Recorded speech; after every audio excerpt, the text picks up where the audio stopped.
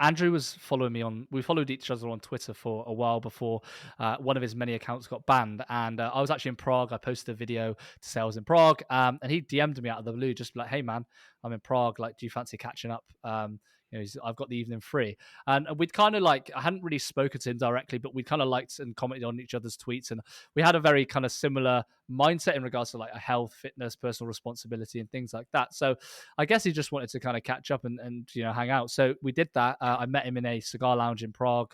We ended up smoking some cigars, having a few drinks, and it's a very pleasant experience. Actually, it's I think it's been horrible to see the level of kind of like the attack that the mainstream media has really put on him, because I can only speak from the experience that I've had with him, and I've met a few of his close friends as well, and they've all said that he's a very genuine, kind, and considerate person.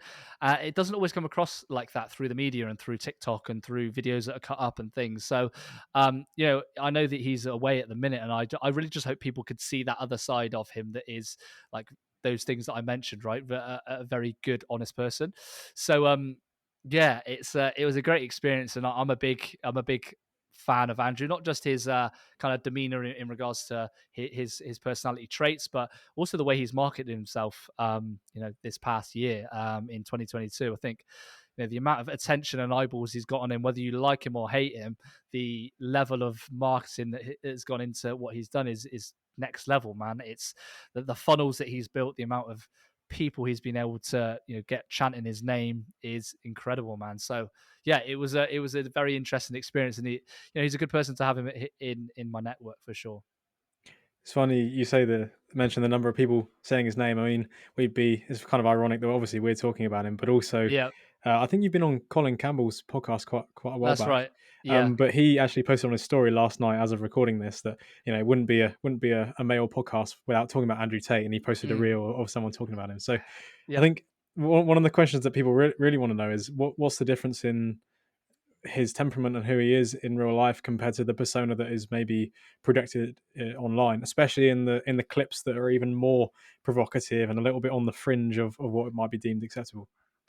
Yeah, it's a good question, man. I think that there's a person that like turns up for work every day, and there's a person that you go for drinks with, right? And I'm sure in everyday life, I try and break it down like this example.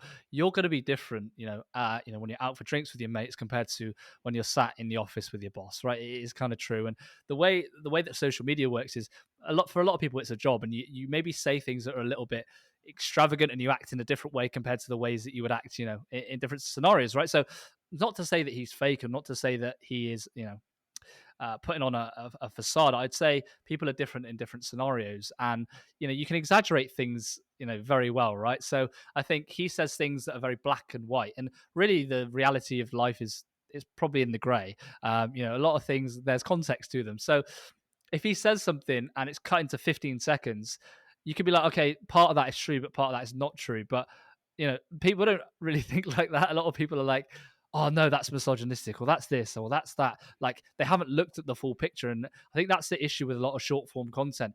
Things can get blown out of context, like extremely. And someone could have said something as a joke, or he could have said something as a joke, or a satire, right? And it gets blown up as he's this kind of person. And I think if you look at it, a lot of his longer form content, and like when I've met him in person, he speaks a lot of kind of sense. He speaks very articulate about a lot of topics in regards to definitely like masculinity, right? Like, as a guy, go out there and work hard, go to the gym, look after yourself. I think that's a very positive message, and have self-respect, and try and build yourself into a high value person. I think a lot of young men need that, because a lot of them are sat watching porn, or they're sat overweight and not looking after themselves. And to get anywhere, unfortunately, in life, you want to be someone that's high energy and that's working on themselves, right? So I think that's very positive.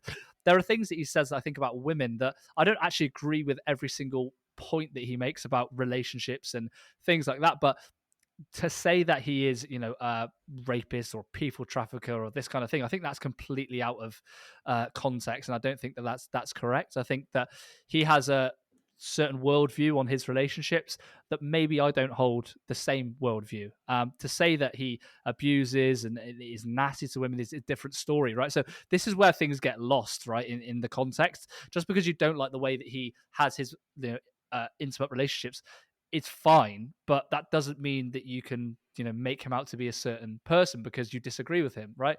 A lot of people, there are they hate the truth, right? And the truth is that, some people can have a relationship like that and have multiple women and lead that kind of life. And maybe because, someone is not capable of doing that, or they don't agree with that, they see that as a negative, and straight away oh no, I don't like that, let's label him like this. So I think, again, look at it, take it with a pinch of salt. But from meeting him and things like that, I do feel that he is a good person, and that he doesn't harm people.